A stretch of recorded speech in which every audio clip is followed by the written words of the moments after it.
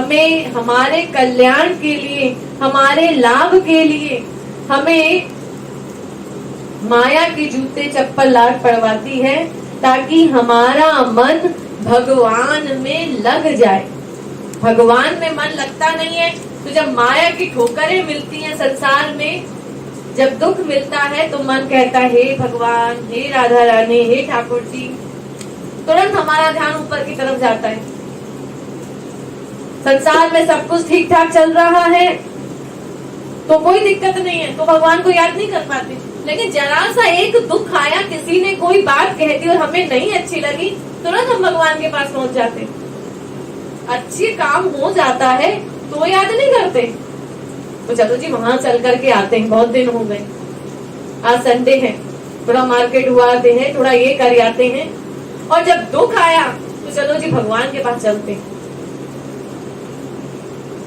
तो जब तक हम अपनी राधा रानी रूपी माँ को, वास्तविक माँ को अपना नहीं मान लेते, उनके नहीं बन जाते, तब तक हम इस 84 लाख योनियों में, नरक आदि योनियों में घूमते रहेंगे, भटकते रहेंगे।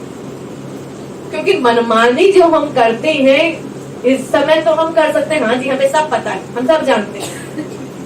अगर किसी से पूछ लिया जाए भगवान के विषय में, हाँ हमें सब पता है। अरे अगर पता होता तो कर लिया होता, पता ही तो नहीं है, कुछ भी नहीं पता।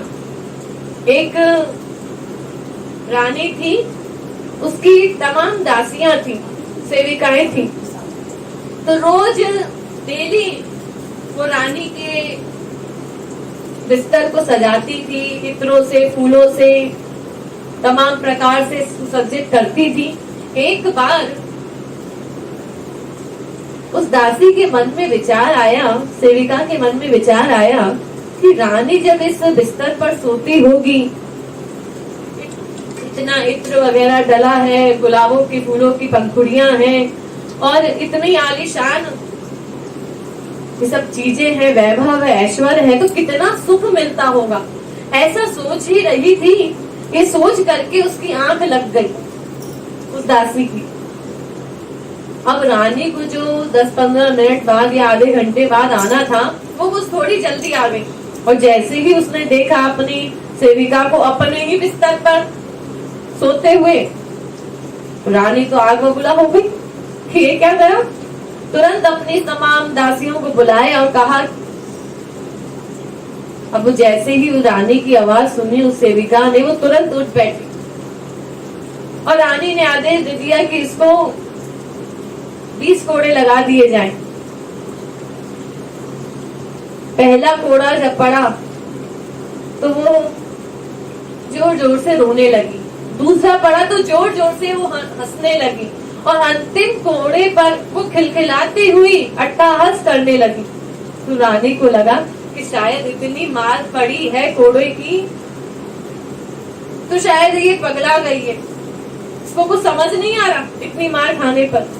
तो वो कहती है कि मैं ये सोच करके विचार कर रही हूँ कि मैं आपके बिस्तर पर 10-15 मिनट, आधे घंटे लेट गई तो आपने मुझे 20 कोड़े लगा दिए और आप तो दिन रात इसी बिस्तर पर लेटती हैं। तो आपकी जो रानी होगी, यानी जो परमात्मा है, वो कितने कोड़े लगाएगा। मुझे ये सोच करके हंसी आ रही है। अरे आप 20 मिनट के, आधे घंटे के आपने 20 लगा दिए कोड़े, तो आपकी भी तो रानी है। ऐसे ही इस समय तो हम अपनी मनमानी कर लेते हैं, हमें जो अच्छा लगा हम वो करते हैं। लेकिन जब हम भगवान के यहाँ पहुंचेंगे, जब हमें दंड मिलेगा, तब हमारी एक भी नहीं चलेगी, तब हमें भोगना पड़ेगा। तो इसीलिए उस दंड से उस सही राह पे लाने के लिए माँ हमें, राधा रानी, माया के जूते चप्पल लातों से बचाने के लिए सही रास्ते पर लेकर के आती है। और एकमात्र वही हमारी हितैषी है। इसीलिए कहा भी है, हरि है मदर तेरी गोविंद राधे सारा जगवा की संतान बता दे। यानी हरि गुरु ही एकमात्र सनातन हमारे संबंधी हैं। हम चाहते तो हैं, ऐसा नहीं हम चाहते नहीं है कि हमारा मन भगवान में लगे, लेकिन मन को लगाना क्या है, संसार के जितने भी रिश्ते हैं, संबंध हैं, वो सब भगवान से जोड़ दे बस, और कुछ करना नहीं है। कोई जप तप माला नहीं फेरनी, सिर्फ इतना सा काम करना है, जितने संबंध संसार में हैं, वो सारे संबंध भगवान से हो जाए। हमने सारे संबंध संसार में रखे हैं, भगवान को केवल भगवान माना है। जब तक भगवान को अपनी माता पिता भाई बंधु सखा सब नहीं मान लेते, तब तक प्यार नहीं होगा। तो भगवान ही, हरि ही हमारी सनातन माँ है, और सारा संसार उनकी संतान है। क्योंकि संसारी माँ तो प्रतिक्षण बदलती रहती है, प्रतिक्षण, लेकिन जो हमारी वास्तविक माँ है वो सदा से वही थी और वही रहेगी।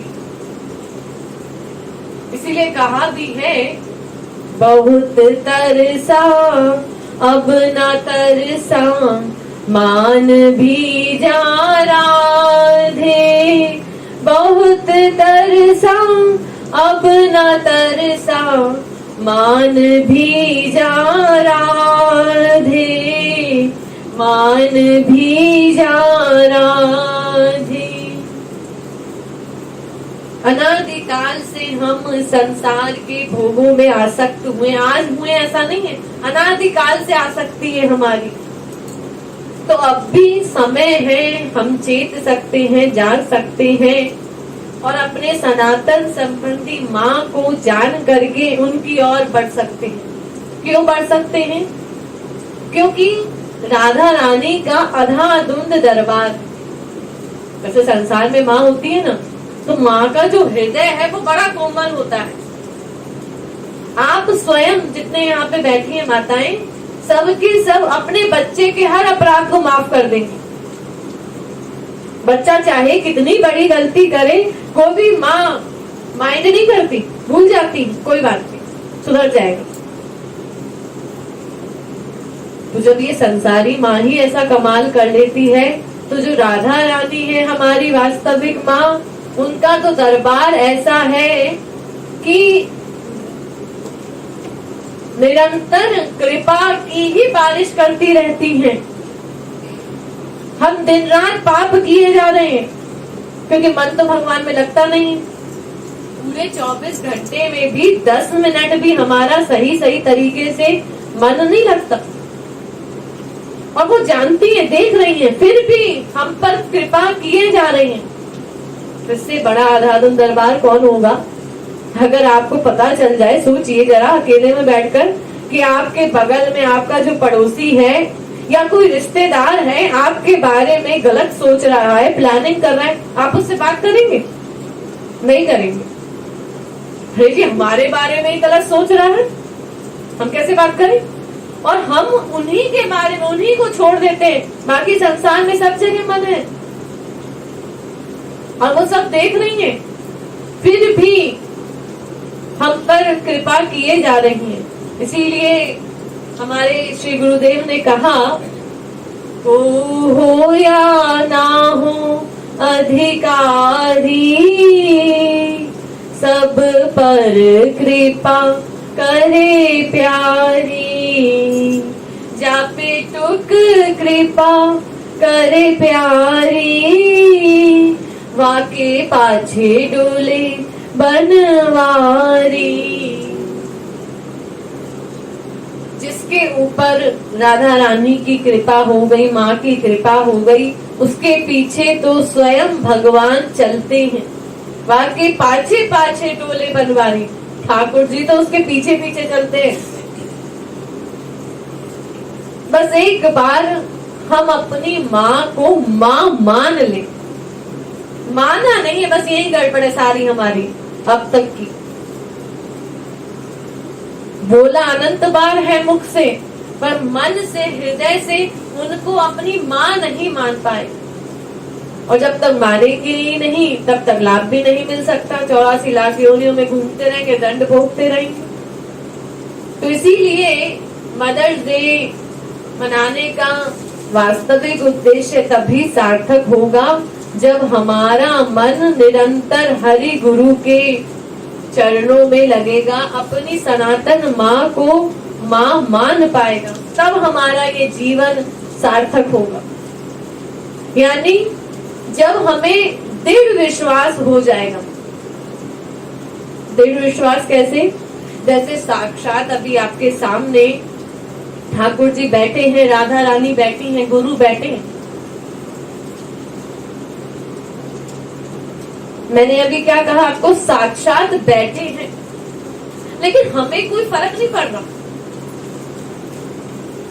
जब आप अपने बच्चे को बुलाते हैं तो कितनी प्यार से बुलाते हैं, छोटे से बच्चे को कितनी आत्मीयता होती है। जब आप उसको गोद में लेते हैं, उसको दुलार करते हैं, तो भी आपका प्यार होता है। जरा सी उसको खरोच आ जाए तो आपके आंसू बहने लगते हैं। और साक्षात यानी हमारे सामने बैठे हैं और हमें कोई फर्क नहीं पड़ रहा हमारे अंतःकरण को, क्योंकि हम ये मान ही नहीं रहे, ये रियलाइजेशन ही नहीं है कि वो हमारे सामने साक्षात है। यानी दृढ़ता नहीं है, दृढ़ विश्वास नहीं है। जैसे एक बार एक व्यक्ति था, वो काफी परेशान था, तो उसको किसी ने सलाह दी कि देखो ऐसा करो कि तुम काली माँ की उपासना किया करो। उसने कहा ठीक है। फिर किसी ने कहा कि तुम शिव की उपासना किया करो, वो तो भोले भंडारी हैं, जल्दी प्रसन्न हो जाते हैं, इसीलिए उनकी उपासना करो। उसने शिव जी की चालू कर दी। यानी दृढ़ता नहीं है, दृढ़ विश्वास नहीं है उसके किसी में भी। फिर किसी ने सलाह दी कि ऐसा करो तुम श्री कृष्ण की भक्ति किया करो, सब छोड़ छाड़ दो। उसने कहा ठीक है। उसने श्री कृष्ण की चालू कर दी। फिर भी उसकी जो समस्या थी वो समाधान नहीं हुई, वो फिर भी परेशान। तो अब की बात किसी ने सलाह दी कि ऐसा करो कि तुम दुर्गा जी की उपासना किया करो, वो शक्ति है, जल्दी प्रसन्न हो जाएंगे, शक्ति की उपासना करो। उसने कहा ठीक है। अगले दिन वो दुर्गा जी की वो प्रतिमा ले आया, स्वरूप ले आया और अपने मंदिर में रखने लगा। उसके मन में विचार आया, ध्यान देना, उपासना वो रोज करता था जितने स्वरूप लेकर के आया था, लेकिन आज उसके मन में विचार आया, ख्याल आया कि मैं जो ये रोज आरती करता हूँ, धूप बत्ती करता हूँ, तो इसकी सुगंध तो ये ठाकुर जी के पास पहुंचती होगी। उसकी जो धूप, अगरबत्ती जलाते हैं, धूप बत्ती करते हैं, तो उसकी जो धुआं उठता है, उसकी खुशबू ठाकुर जी के पास पहुंचती होगी उनकी नाक में। तो ये तो सुनते तो है नहीं हमारी, तो इसलिए इनको अच्छे से बांध करके कपड़े से और हम टांग पे रख देते हैं ताकि खुशबू जाएगी नहीं। यानी उसको क्या विश्वास था कि वो एक मूर्ति है। हम भगवान के स्वरूप को मूर्ति तक ही सीमित रख देते हैं। तो उसका ये दृढ़ विश्वास था कि वो मूर्ति है, तभी तो उसका कोई रिजल्ट नहीं मिला उसे। लेकिन अब उसको ये विश्वास हो रहा है कि केवल मूर्ति नहीं है, खुशबू जा रही, यानी चेतन है। तो जब उसके मन में ये विचार आया कि अरे खुशबू भी जा रही होगी उनके पास, तो तुरंत ठाकुर जी उसके सामने आके खड़े हो गए। उसने कहा, भगवान से पूछा, अरे मैं इतने समय से आपकी उपासना कर रहा था, पूजा करता था, ध्यान करता था, पुकारता था, रोता था, तब तो आप आए नहीं, और आज क्यों आ गए? तो ठाकुर जी ने भी जवाब दिया कि भाई तब तक माना ही नहीं था कि मैं साक्षात बैठा हूँ, आज माना है कि मैं साक्षात इसके अंदर हूँ, इसीलिए मैं चला आया। तो ऐसे ही जब हमें साक्षात ये विश्वास हो जाएगा कि राधा रानी हमारे सामने हैं, हमसे दूर नहीं, हमारी आंखों के सामने खड़ी हैं, फिर तो एक क्षण की भी देरी नहीं लगेगी और हमारा ये मनुष्य जीवन सार्थक हो जाएगा। इसीलिए कहा भी है, राधा है कृपा शक्ति गोविंद राधे, रोके कृपा मांगो राधा कृपा दे। यानी राधा रानी रूपी माँ से ही हमें कृपा मांगनी होगी, क्योंकि राधा रानी से माँ जो है वो जल्दी पिघल जाती है। हमारे शास्त्रों वेदों में कहा है, श्री कृष्णो जगदां तातो जगन माता तू राधिका।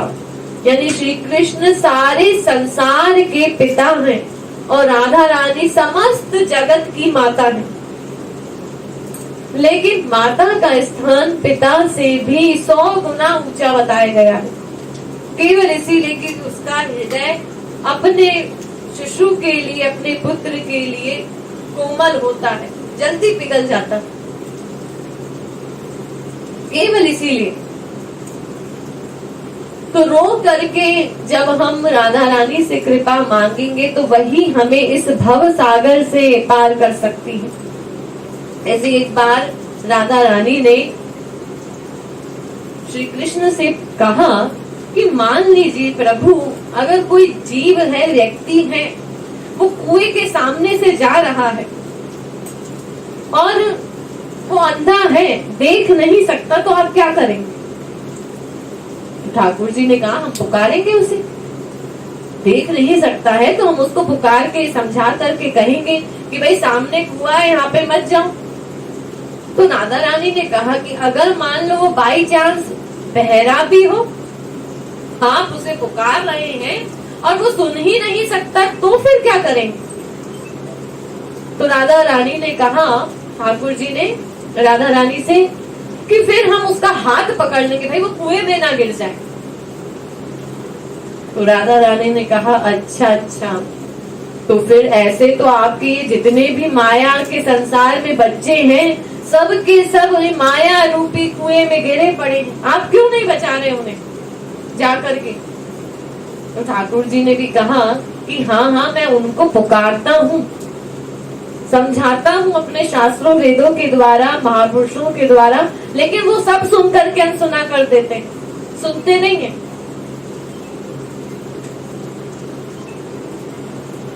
तो किशोरी जी ने कहा कि फिर आप स्वयं जाकर के उनका हाथ क्यों नहीं पकड़ लेते? जैसे वो बहरा है, नहीं सुन सकता, तो ठाकुर जी ने क्या जवाब दिया था कि मैं उसका हाथ पकड़ लूंगा ताकि वो गिर ना जाए। तो ऐसे ही हम इस संसार रूपी गर्त में गिरे जा रहे हैं, माया में हठीले हैं, जिद कर रखी है हमने। एक भक्त ने राधा रानी से कहा कि मैं जानता हूँ कि मैं हठीला हूँ, जिद्दी हूँ, नहीं परवाह करता, लेकिन आप तो मेरी माँ है। कोई भी माँ ऐसी नहीं होती संसार में जो थोड़ी देर बाद, अगर छोटा सा बच्चा है, नवजात शिशु है, तुरंत का बच्चा, तो थोड़ी देर भी उससे ज्यादा देर अलग रह सके, तुरंत जाकर के उसे अपने हृदय से लगा देती। तो मैं ये जानना चाहता हूँ, हे राधे, हे माँ, कि आप अनादिकाल से मुझे अब तक नहीं मिली, मुझे अपनी गोद में क्यों नहीं लिया? क्योंकि संसार में तो कोई भी माँ अपने बच्चे से दूर नहीं रह सकती। भले ही बच्चा बड़ा होकर के अपने सर्विस के लिए, जॉब के लिए विदेश चला जाए, लेकिन माँ भीतर से नहीं जाती,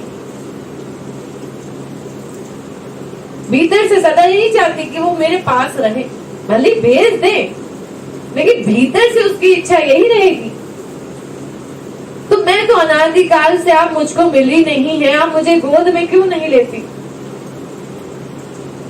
तो राधा रानी ने कहा, ये मानो तो सही एक बार मुझे अपना। जब तक बच्चा माँ को पुकारता नहीं है, बच्चा क्या करता है? सिर्फ रो देता है। ना वो बोल सकता है, ना वो खा सकता है, ना पी सकता है। एक काम करना आता है उसे, प्यास लगी, रो दिया। संसार में ही आप देख लो, जितने बैठे हैं, आप बहुत प्रयास करते हैं कोई सामान के लिए, कोई चीज के लिए, या आपको कोई चीज चाहिए, और नहीं मिलती तो क्या करते हैं? आपको रोना आ जाता है। बहुत प्रयास किया और नहीं मिल रहा है तो आपके आंसू छलक पड़ते हैं कि हमें नहीं मिला। तो ऐसे ही राधा रानी के लिए जब हम आंसू बहा करके, करुण क्रंदन करके उनको पुकारेंगे, अपना मान लेंगे, उसी दिन हमारा ये जीवन जो है वो सार्थक होगा और हम अपने परम चरम लक्ष्य को प्राप्त करेंगे। बोलिए अलबेली सरकार की, वृंदावन बिहारी लाल की, आधा धुन दरबार राधा रानी की।